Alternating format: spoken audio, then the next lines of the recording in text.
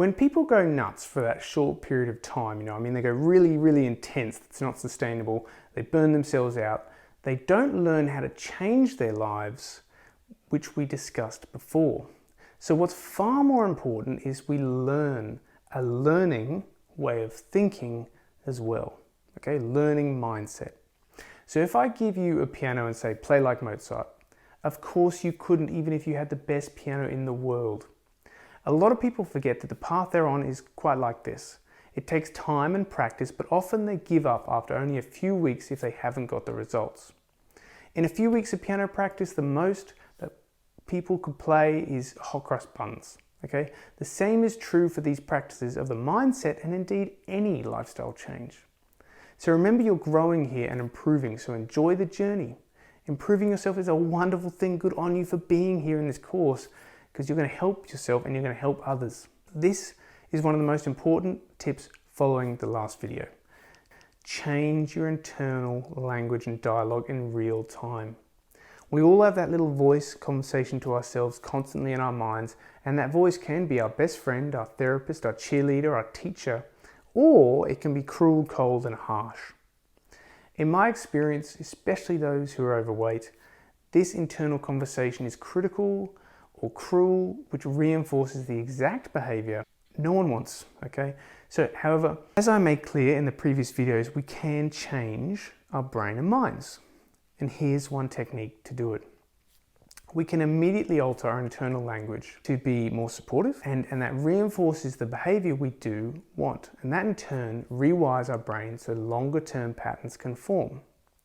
I also want you to start practicing talking to yourself like you would talk to your best friend or the person or even animal you love most in the world.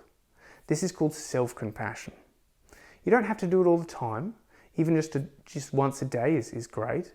But just start being aware of your thoughts and the internal dialogue and start to change it and then act in accordance with that new change. Just think for a second. How would your best friend talk to you if you were struggling? How would your dog or family member feel if they saw you suffering? They would do anything to help you. Now, how are you treating yourself? Are you treating yourself like your best friend? So we have to find that in ourselves. We have to be our teacher, our healer, and our closest friend for ourselves, at least once a day. So let me go through 3 specific examples. Number 1, you know you want and need to start moving more, right? We covered that in video 2.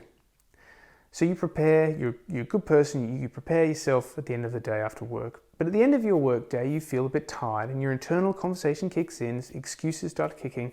Oh, I'm too tired to go, I won't be able to do much. I get this too. So try this instead.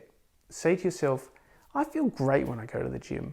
I have so much energy when I finish. I feel clear. And that's going to change your mood instantly and you're going to be more likely to go. Second example, let's say you go out to dinner with your friends. On the menu is pizza and then lots of tasty salads. Your internal conversation is going to go, oh, but I want pizza, I can't have it. Salad is boring, I deserve the pizza as a treat. And then you have the pizza and you say, oh, I'm weak, I failed, and so on.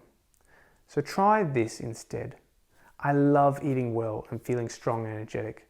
I feel deeply satisfied when I eat fresh food. And if you do have the pizza, try this. That's okay. That's okay. I'm human. This was my treat for the week. Now I'm going to get on with my week and I'm going to eat fantastic food for me. The last one is about self-compassion, which I've discussed before. I want you to be really aware of the language you use towards yourself. Is it positive and supportive, or is it negative and critical?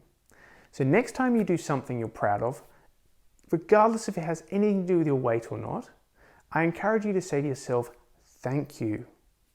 I am doing this because I want the best for me. I love myself, I support myself. Now, I get it.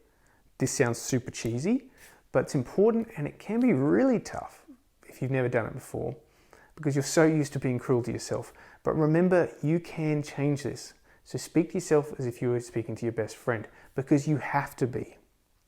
When you catch yourself being critical of yourself, identify why. If there's a good reason, like that you were impatient or you were angry or you were lazy, which we can all be, then acknowledge that and say, yes, I shouldn't have acted like that, but I will do better in the future. I forgive myself now. We all make mistakes and I'm human too. Then turn it around, again, switch to positive language. I am happy I noticed this. I'm growing to be a better person. So you can apply these principles to everything. You can replay this video if you want to.